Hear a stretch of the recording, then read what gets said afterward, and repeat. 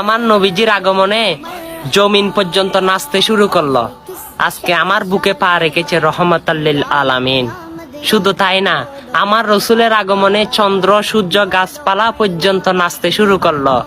আজকে কার আগমন? সরকারে কায়নাত নূরে মুজাসসাম মুহাম্মদ রাসূলুল্লাহ সাল্লাল্লাহু আলাইহি ওয়াসাল্লাম। কাফেরদের মনে ভয় সৃষ্টি হয়েছিল, আবু জাহেল নারাজ হয়েছিল।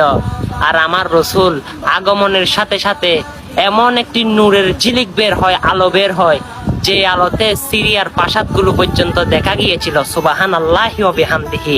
সে নবীর জন্মতে আগমনে আমি খুশি না হয়ে কে হবে? আপনি সে নবীর উম্মত বলে কথা।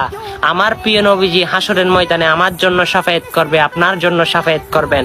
সেই নবীর জন্মদিনে আপনি 100তে 100 খুশি না থাকলে আমার মনে হয় আপনি পুরোপুরি ইমানদার হতে পারলেন না। কারণ যে নবীর আগমনে সবকিছু খুশি ছিল, আল্লাহর ফেরেশতা পর্যন্ত জান্নাত পর্যন্ত খুশি ছিল, সেখানে আপনি আমি কেন খুশি হব না?